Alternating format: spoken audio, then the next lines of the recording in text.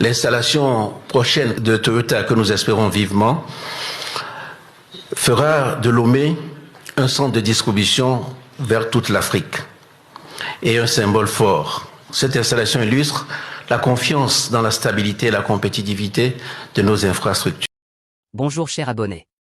Pendant que le peuple togolais attend depuis presque 3 mois une parole claire sur la crise sociopolitique, Faure Gnassingbé choisit de s'exprimer, au Japon. Lors de cette conférence regroupant les pays africains, l'Océanie et le Japon, il annonce l'installation prochaine de Toyota au Togo et vantait les mérites du port autonome de Lomé. Mais au pays, le silence persiste sur les souffrances quotidiennes des citoyens et les tensions politiques qui s'aggravent. Une communication ambitieuse qui susciterait l'admiration de ceux qui connaissent pas le personnage. Suivez plutôt. Abonnez-vous pour permettre à la chaîne de grandir et vous proposer des contenus toujours de meilleure qualité.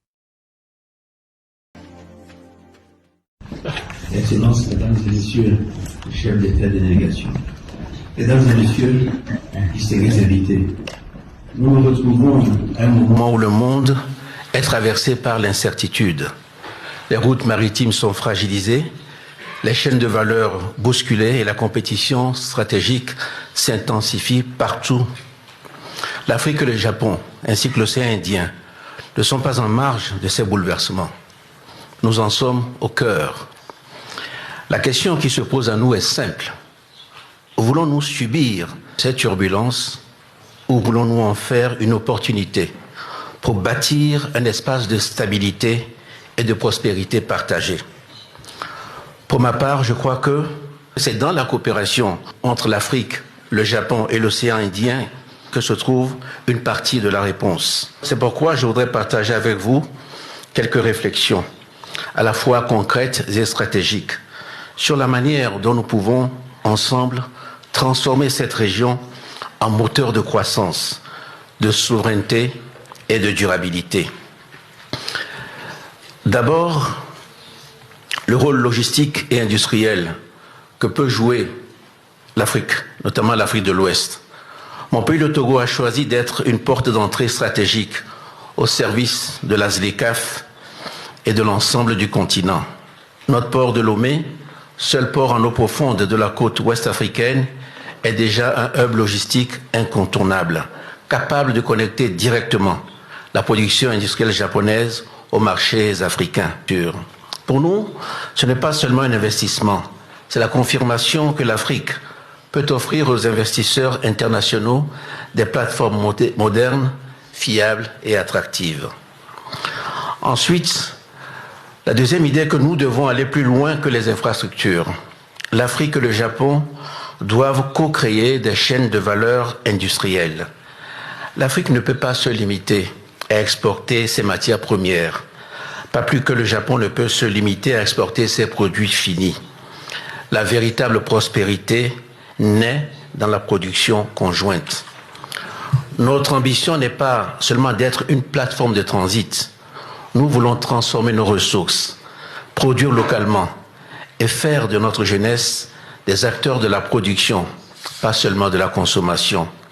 Dans l'automobile, l'énergie, l'agro-industrie ou le numérique, nous pouvons développer ensemble des écosystèmes productifs intégrés, connectés par l'océan Indien. L'exemple de Toyota montre la voie. Ce type d'investissement qui combine à la fois transfert de technologie, formation de nos jeunes et création d'emplois locaux doit se multiplier. Ma troisième observation est que l'océan Indien doit être vu comme un espace de connexion stratégique pour nos deux régions.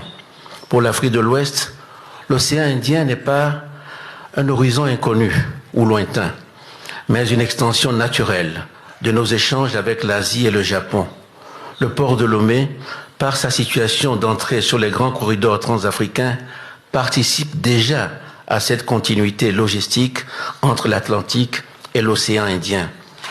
Notre coopération avec le Japon peut transformer cet espace en un vecteur de prospérité partagée. Notre ambition est de devenir un des nombreux piliers africains de l'Indo-Pacifique. Pour cela, notre partenariat ne doit pas se limiter à des projets isolés. L'Afrique et le Japon ont déjà une longue histoire de partenariat à travers la TICAD et l'agenda 2063. Avec le Japon, Nous voulons construire un Indo-Pacifique élargi et équilibré, qui sécurise les routes maritimes, soutienne la transformation industrielle et renforce la souveraineté économique de notre région.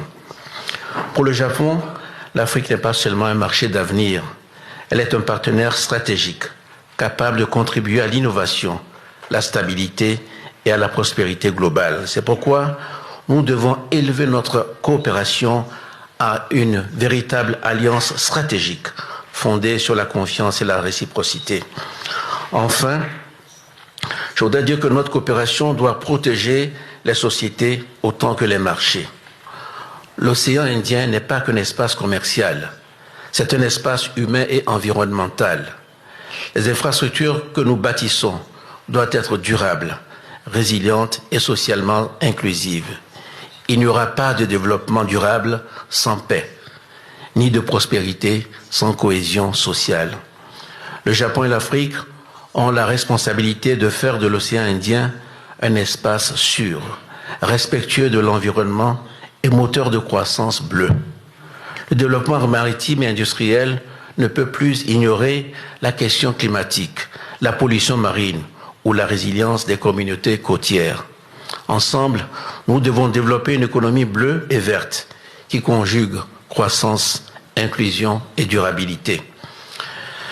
J'ai voulu vous proposer une vision ambitieuse mais réaliste. Faire de la coopération entre l'Afrique, le Japon et l'océan Indien un modèle d'intégration économique, d'innovation et de durabilité. Je vous remercie de votre aimable attention. Merci beaucoup, Président.